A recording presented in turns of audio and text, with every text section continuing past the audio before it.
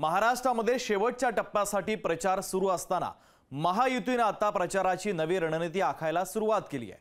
महाविकास आघाडी ही पाकिस्तान धार्जिणी असल्याची टीका महायुतीच्या नेत्यांनी सुरू केली आहे। शेवटच्या टप्प्यात सत्ताधाऱ्यांचा हा शेवटचा डाव कितपत यशस्वी होणार याबाबत मात्र साशंकता आहे। सविस्तर पाहूयात।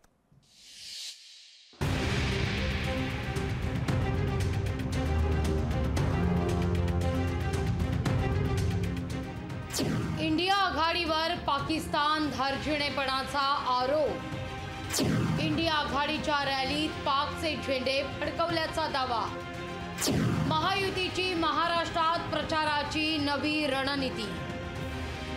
निवडणुकीच्या शेवटच्या टप्प्यात महायुतीच्या नेत्यांनी प्रचाराची रणनीती बदलली आहे। मुंबई, ठाणे, नाशिक पट्ट्यात प्रचाराकरता वेगळाच मुद्दा महायुतीच्या नेत्यांनी हातात घेतलाय।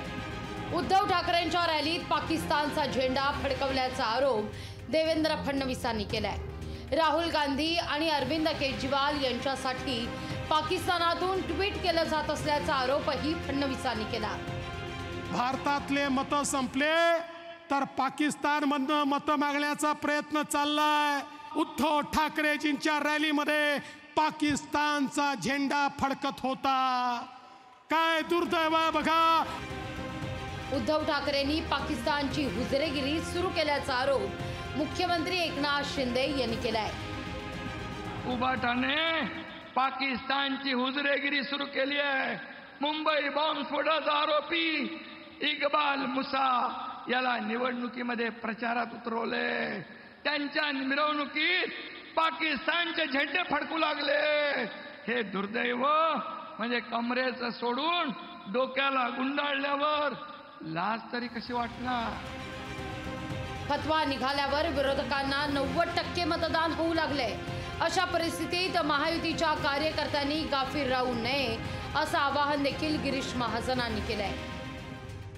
एक फतवा निघाला तर 90% मतदान होतं आणि आम्ही काय करतो? नाही, मी खरी चाललो, मी शेतावर चाललो, मी खेड्यावर चाललो, मी जिल्ह्यावर चाललो आणि आपण आपलं मतदान करत नाही। मित्र, अशी सूची जर आपण दाखवली तर आपल्याला मात्र मोठ्या संकटाला सामोरं जावं लागेल। आणि म्हणून मी आपल्याला आजपासून सांगतोय, आतापासून सांगतोय की आपलं मतदान 85-90% झालंच पाहिजे। महाविकास आघाडी ही पाकिस्तान धार्जिणी असल्याचं सांगून मतं गोळा करण्याचा प्रयत्न महायुतीचा आहे। शेवटच्या टप्प्यात हा शेवटचा डाव कितपत यशस्वी होणार या संदर्भात साशंकताच आहे। अशोक कांबळे, लोकशाही मराठी, कल्याण। लोकशाही मराठी ऐका, पहा, जागरूक रहा।